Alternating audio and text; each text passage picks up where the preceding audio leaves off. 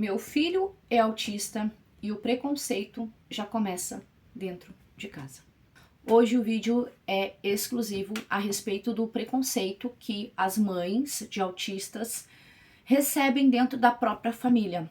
E quando eu me refiro à família, é pessoas próximas. Às vezes a gente tem aquela coisa assim, mas o parente não é família, né? Então é justamente para falar da família, das pessoas que são mais próximas a nós e aos nossos filhos. Já quero dizer que não é com base em estudo de nada, é simplesmente uma opinião minha que eu vejo e que eu já percebi em alguns lugares o preconceito que existe de pessoas de fora com os autistas e algo que eu estou vendo dentro da minha própria família também. Mas antes de mais nada, eu já quero te convidar a se inscrever aqui no canal, deixa o seu joinha, ativa as notificações para receber os nossos vídeos e não se esquece de deixar aqui nos comentários se você é mãe de autista, pai de autista, se tu já encontrou alguma dificuldade em qualquer setor desde que tu teve um diagnóstico positivo sobre o autismo. Eu me chamo Gabriela, eu sou mãe, o meu filho vai fazer 3 anos agora no mês de agosto, nós já estamos em agosto agora de 2024, e eu vou dizer assim, o meu filho ele não tem um diagnóstico fechado de autista, porém, em março ele começou na escolinha, e lá na escolinha a professora falou para mim que ele tinha indícios de uma criança autista. E a partir disso se começou a estudar e pesquisar a respeito para ver se realmente meu filho é autista ou não. Já foi solicitado via SUS para que ele tenha o encaminhamento. Ele foi encaminhado via SUS para acompanhamento com o neurologista. Só que SUS, a gente já está em 4 meses de espera nessa consulta. E eu já tive, eu não digo dentro da minha família. Família eu considero assim, pai, mãe, os meus irmãos, que são pessoas próximas, e o pai do meu filho, que não é família minha, mas é família do meu filho, então acaba sendo família também, e é uma pessoa que acaba convivendo. Então, eu não vi ninguém da minha família chegar e dizer assim, ele é autista, apontar o dedo ou falar alguma coisa. Só que, infelizmente, o que nós vemos hoje, a maioria do preconceito com uma criança autista vem de dentro de casa. Né? A pessoa pega e diz assim, teu filho é futriqueiro demais, teu filho não obedece, o teu filho tá atrasado porque o meu filho já fala, ou as pessoas fazem comparação se tu tem mais de um filho, por exemplo, o teu outro filho com 1 ano já falava, esse aí não tá falando nada, já começam a fazer uma comparação que tu está soltando as rédeas pro segundo filho que tu não soltou pro primeiro, coisas do gênero, e pessoas de dentro de casa. E pra ser bem sincera, eu tive uma parente, né, eu já vou dizer uma parente, que em um momento o Josué estava bem ativo, na verdade ele é ativo, ele é uma criança bem enérgica, então eu não sei se é porque ele é autista, porque eu não tenho diagnóstico, já vou dizer, eu não tenho diagnóstico, ele é a gente tá num processo de fazer uma avaliação com ele ainda, então eu não tenho diagnóstico.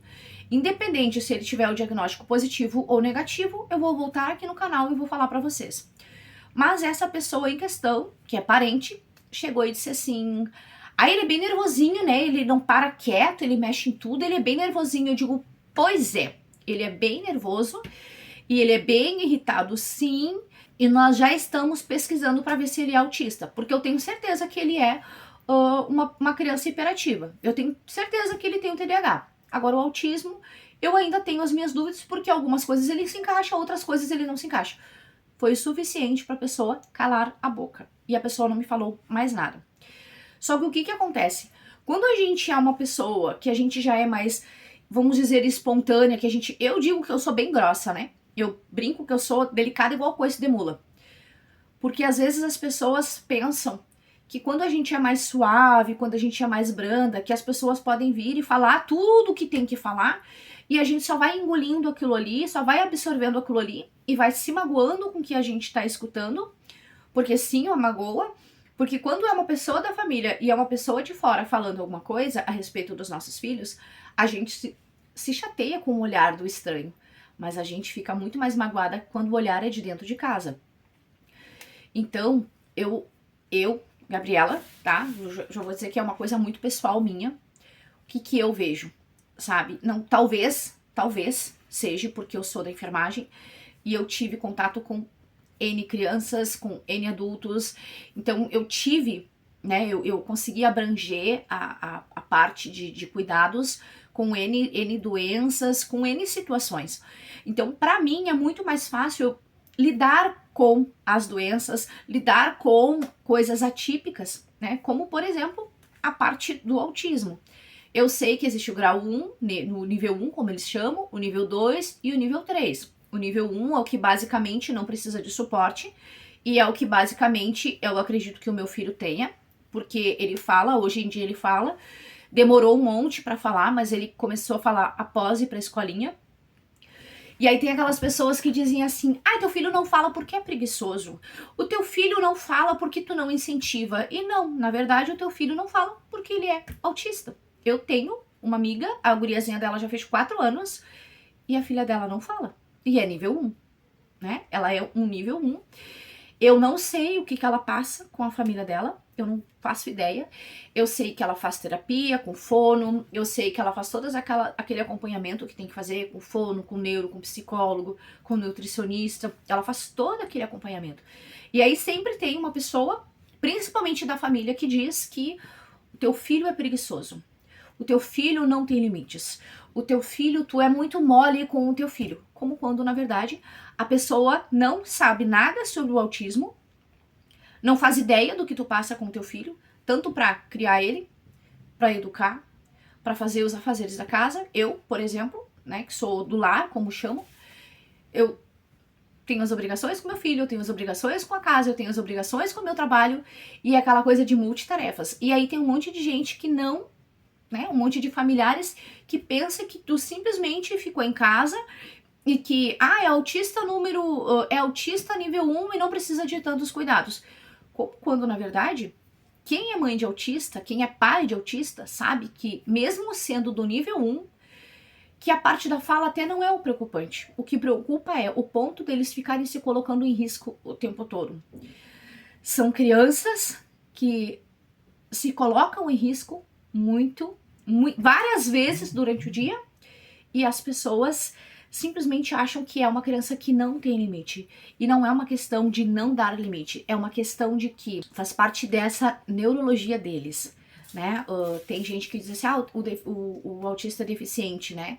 O autista, ele tem um déficit intelectual, como eles chamam. E todo mundo fala assim, autismo não é doença. Realmente, o autismo não é uma doença.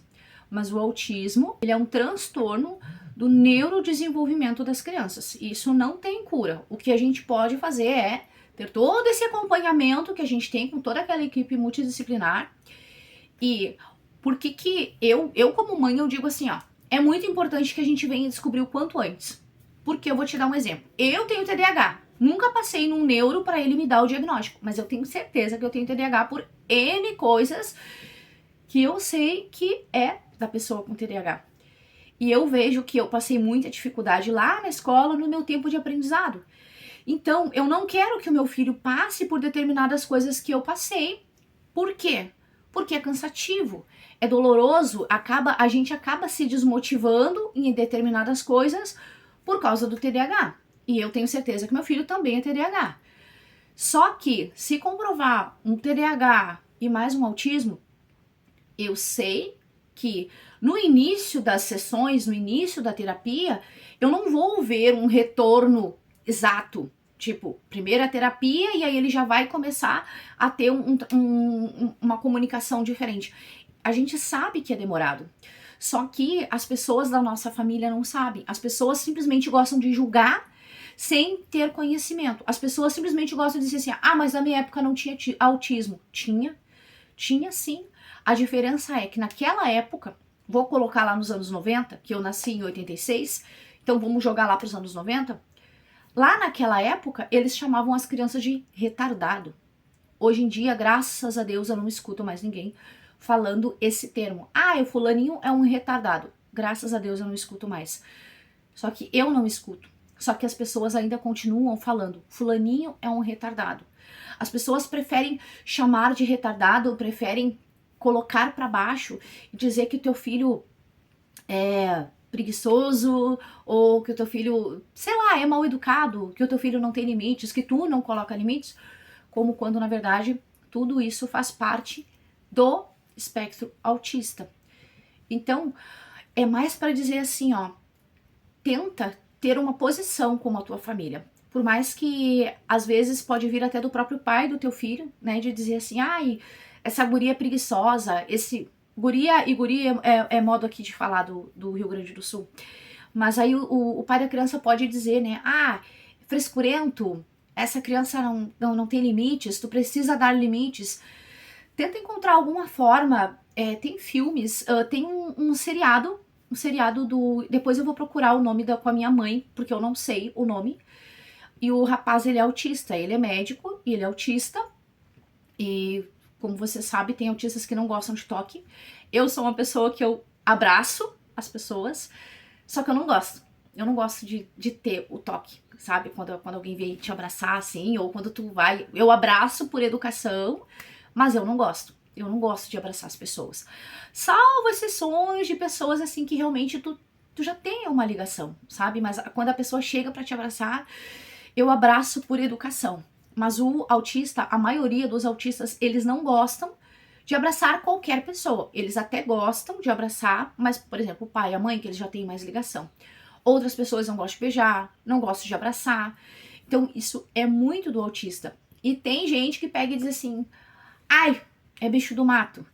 Ai, é mal criado. E as pessoas só gostam de falar isso, como quando na verdade não. Isso faz parte do autista. Isso faz parte das características do autista. E lá nos anos 90, todo mundo dizia assim, ah, é retardado, é isso e aquilo, só falava um monte de coisa. Naquela época não tinha o estudo. E simplesmente pegavam um monte de medicação e davam para as crianças tomar e vida que segue. Hoje não. Hoje o que acontece? É estudado, tem toda uma avaliação. Tanto que hoje, por exemplo, eu tô em 4 meses de espera e eu não sei quanto tempo mais vai demorar essa espera. E aqui na nossa região a espera é bem grande. Eu já conversei com outras pessoas que são mães de autista e levaram 6 meses, 8 meses para uma consulta, para a primeira consulta com o neurologista. Então realmente tem uma demanda grande. E aí a gente fica pensando, por que agora surgiu tanto autista? E não é que surgiu tanto autista. A questão é, hoje se tem um estudo e está sendo visto, os pais estão enxergando que tem algo de diferente no seu filho. E não é que o seu filho é incapaz, mas tem algo diferente. Ele não se concentra, ele não olha. O meu filho é um que eu chamo ele. Tipo, eu sei que ele tá escutando. Eu brinco com ele assim, 2 orelhas pra quê? Porque até as paredes me escutam, tu não escuta nada do que eu falo. E aí ele só dá aquela risadinha de canto. E eu chamo ele e ele nem bola pra mim dar. Sabe? Eu achava assim, que eu digo, não, isso aí é bobagem, é da fase. Só que não, ele já vai fazer 3 anos e continua do mesmo jeito. Eu falo, Josué, e tu tá chamando e a criança nem tchum pra ti. E eu fico pensando assim, poxa vida, né? Então, sem um diagnóstico, hoje eu vejo que realmente ele pode sim ser o nível 1 e problema nenhum se tiver. Né? Eu só quero ter um diagnóstico o mais breve possível para eu poder conseguir fazer essas avaliações e de ver, né, ver como que eu vou realmente manusear com ele. Porque é muito fácil a gente ver, lá no curso tal, fala para fazer tal coisa, e não vai funcionar com o teu filho. Nem sempre funciona com os filhos da gente. Então aquela coisa assim, ó, o que eu posso dar de dica? Vou te dar exemplo. O meu filho, eu dou um bonequinho para ele e tomar banho. E até pouco tempo tava adiantando. Agora, ele não quer mais saber do bonequinho. Ele já mudou de fase. Então, eu levando o boneco pro banho ou não levando o boneco pro banho não faz diferença. Ele entra chorando, ele não quer entrar pra tomar banho. Aí ele tá dentro do banho, ele não quer sair. Aí quando desliga o chuveiro, ele não quer sair do banho. Aí ele chora pra entrar, ele chora pra ficar no banho e ele chora pra sair. Como é que tu vai entender uma criança dessas? Sabe? E aí, tipo, há pouco tempo atrás, ele entrava no banho e levava o bonequinho dele, dava o banho no bonequinho dele, lavava o nariz do bonequinho dele. Agora ele não quer saber do bonequinho, mesmo eu levando. Então, são coisas assim, ó, são fases que tu vai passando e por mais que exista, né, tem cursos, inclusive eu vou deixar para vocês aqui na descrição, existem cursos sobre o autismo, sobre a criança com espectro autista, que vão te ajudar a manusear. Só que Não necessariamente tu vai começar hoje a colocar em prática e amanhã vai dar resultado. Vai levar um tempo. Tanto o curso que eu vou colocar na descrição, quanto o livro a respeito do autismo, não é algo que tu vai fazer hoje, não é que igual uma receita que tu faz a receita hoje e já coloca no bolo e tá pronto. Vai demorar, né? Tu vai ter que aprender a respeito do assunto, tu vai ter que ver o que tu vai conseguir movimentar com o teu filho, porque tudo é uma questão de idade. O meu filho conhece as letras e eu sei que outras crianças, né, que tem 5 anos não conhecem a letra, ou que tem 4 anos e não conhece as letras, independente de ser autista ou não. Então, o meu filho tem as peculiaridades dele, e não necessariamente o que eu faço com o meu filho vai dar certo com o teu. Eu posso sim trazer aqui, ó, gente, eu fiz tal coisa com o Josué e deu super certo. Tu vai assistir o vídeo, tu vai pegar aquela dica, tu vai fazer com o teu filho e não vai dar certo com o teu filho. E tudo bem não dar certo com o teu filho, porque ele não é igual ao meu filho, ele não tem a mesma criação, ele não tem o mesmo estímulo, então pode ser que não dê certo com o teu filho. O Josué, por mais que ele tenha a rotina, não dá certo com ele. Todo mundo fala, é bom a gente ter uma rotina, a rotina do sono, a rotina disso, a rotina daquilo. O Josué não dá. Por mais que a gente acorda, né? A gente acorda de manhã, eu converso com ele e depois eu sempre deixo ele mais solto de manhã, porque como à tarde ele vai pra escolinha, eu não boto ele muito crivado de coisas, porque a gente tem poucas horas junto de manhã e quando eu pego ele da escolinha, ele já tá cansado, então a gente acaba não conseguindo interagir muito. Então de manhã eu deixo ele mais livre, vamos dizer assim. Mas o que acontece? Ele sabe que a gente tem que acordar, tem que lavar o rosto, tem que escovar o dente, tem que trocar de roupa. Ele sabe disso. Só que tu acha que ele faz? Ele sabe que para ir dormir, ele tem que escovar o dente, tem que botar o pijama, tem que botar a fralda e tem que ir dormir. Mas tu acha que adianta? Não adianta. Às vezes ele espera estar no último do cansaço para ir dormir. Ah, Gabi, é falta de rotina. Não, não é falta de rotina. Agora, por exemplo, faz 3 dias que ele tá super irritado. E já faz 2 dias que ele reclama de dor de dente. Eu não sei se é por causa do dente que ele se alterou, porque ele tá bem irritado, ou se é por algum outro motivo. E eu não sei.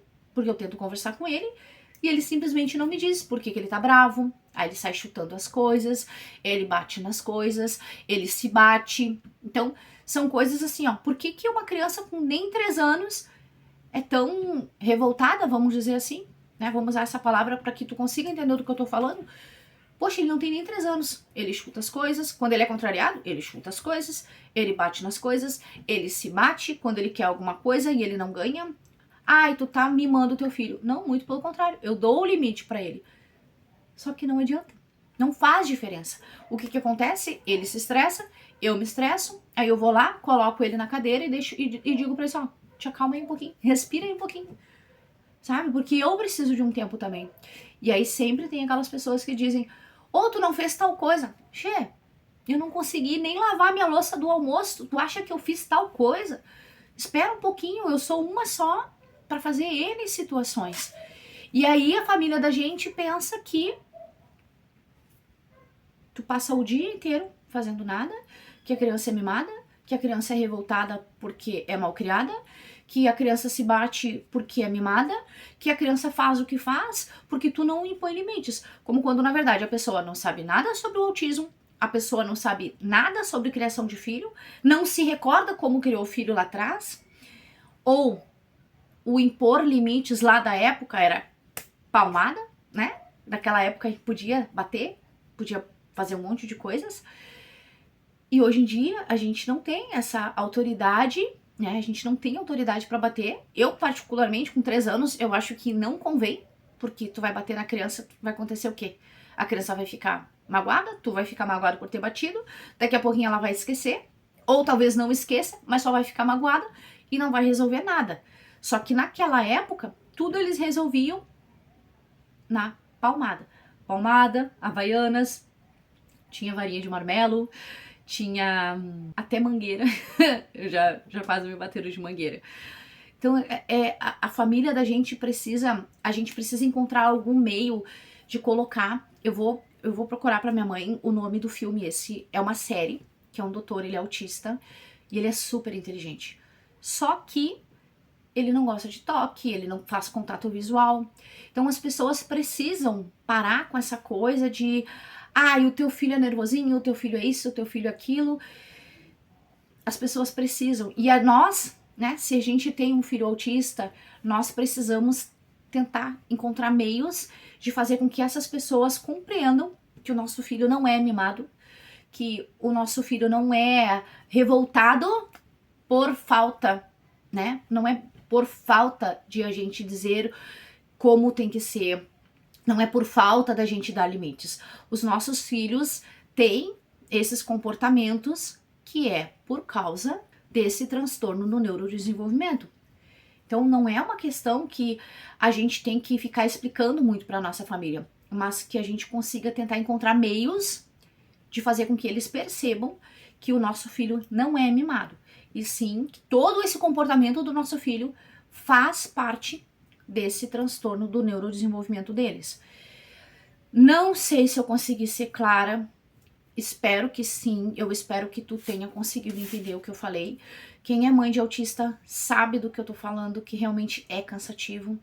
Gabi, mas tu não tem diagnóstico do teu filho? Eu não tenho diagnóstico do neuro, mas assim, ó, quando eu olho, quando eu vou ler a respeito, eu vejo que o Josué se enquadra em muita coisa. O Josué não é de ficar andando na ponta do pé. Só que, por exemplo, aquela coisa de ficar rodando, né, no eixo, no próprio eixo, tem muitas coisas que o Josué faz, que é, né, que são coisas, são sintomas, né, são características do autista. Então, aquela coisa assim, tu quer que teu filho seja, tu não quer que teu filho seja. Meu filho é saudável e isso é algo que eu sempre pedi pra Deus. Eu sempre disse pra Deus assim, eu quero que meu filho seja saudável. E ele é saudável. Ele é uma criança super saudável. Ele é uma criança que vem de saúde, como a gente chama. Só que realmente ele tem essas coisas nele, assim. Ele é muito futriqueiro. Teve uma psicóloga, pedagoga, eu não me recordo qual das duas profissões, que eles falam, né, que a gente não deve de tirar todas as coisas do alcance da criança. Que a criança tem que saber que ela tem limite, que a criança tem que saber que ela não pode mexer naquilo ali, que a gente tem que ensinar. Porém, eu já vi vídeo da Milde Mello, se eu não me engano. Vou botar aqui também pra vocês. E ela mostrou no vídeo, um vídeo mostrando a casa dela, e aí tinha uma tomada assim, cheia de... tinha um T cheio de coisas na tomada. E o pessoal comentou, né, mas olha ali aquela tomada ali, um monte de coisas. E aí depois ela veio explicar no vídeo, dizendo que ela explicou pra filha dela que a tomada fazia dodói, fazia machucado e que ela não poderia mexer. E a criança olhava, apontava pra tomada e fazia não, não, não, não, e não mexia. Se eu fizer isso com o Josué, ele encosta na tomada, ele enfia um monte de coisa na tomada e toma um choque e, meu Deus. O Josué, por mais que eu fale pra ele, faz dodói, vai machucar, e que eu dê qualquer explicação que eu queira dar pra ele, não faz resultado nenhum. Eu tive que tirar o meu... aquele guarda-talheres, tem na cozinha, né? Tem aquela gaveta que tu coloca os talheres ali. Por mais que eu falasse pra ele, tu vai te machucar, tem coisas que é cortante, que por mais que eu tentasse explicar de N maneiras pra ele, nunca fez resultado. O que eu fiz? Eu retirei aquele esqueminha de guardar os talheres, que eu não me lembro o nome daquele negócio, e coloquei em cima do armário. Então, assim, o Josué não tem acesso aos pérfuros cortantes, nem a colher, nem garfo, nem nada. Por quê? Porque ele sempre mexe. Então, são coisas que às vezes, mas tu não tem que tirar. Não, eu não tenho essa opção. Se eu deixar ali, o Josué pega, sai correndo com aquelas coisas ali e pra ele tanto fez, tanto faz. Tomada, eu tive que colocar um monte de segurança nas tomadas e mesmo assim, às vezes ele vai lá e tira. Olha pra minha cara como diz assim, tirei, mãe, sabe? Então, são coisas que a gente cansa o nosso psicológico, porque a gente acaba ficando... Eu fico vidrada em manter o meu filho em segurança. Porque é isso o dia inteiro. Ele se coloca em risco o dia inteiro. Às vezes ele fica no sobe e desce das coisas. Tem que deixar a criança cair. Não, eu não tenho que deixar a criança cair. Os ossos dele estão em pleno desenvolvimento e eu não tenho porquê de deixar o meu filho ter quedas de determinadas alturas. Uma coisa é cair da cama, sabe? E dependendo da maneira como cai. Então as pessoas dizem, tu tá criando numa bolha. Não, eu não estou criando numa bolha. Eu simplesmente quero que o meu filho tenha o menor número de quedas possíveis, porque além de ele chorar, ele realmente pode ter alguma fratura significativa, e eu não quero que meu filho tenha nenhuma fratura, né? Não pelo menos antes dos 5 anos. Eu pretendo preservar, né, o máximo que eu puder. Então, as pessoas simplesmente acham assim, ó, é frescura. E não é frescura. Se tu é uma pessoa que acha que o autismo é frescura, para e dá uma seguidinha em algum. Tem o Dr. Thiago, vou botar o Instagram dele aqui também. Ele tem, os 2 filhos dele são autistas. E ele fala, um vídeo que ele coloca que quando o segundo filho dele nasceu, ele começou já a ver determinadas coisas que ele já apontou que realmente poderia também o segundo filho ser autista. E eu acho muito bacana os vídeos dele, as colocações dele. Não vou expor aqui, mas eu acho muito bacana que, então, tem a parte do médico, né? Ele é médico e ele é pai. Então, eu acho que junta, é bem bacana as colocações, a maneira como ele se coloca, porque ele acompanha o desenvolvimento dos filhos dele. Então, além de ter a propriedade de falar como médico, ele também tem a propriedade de falar como um pai de autista.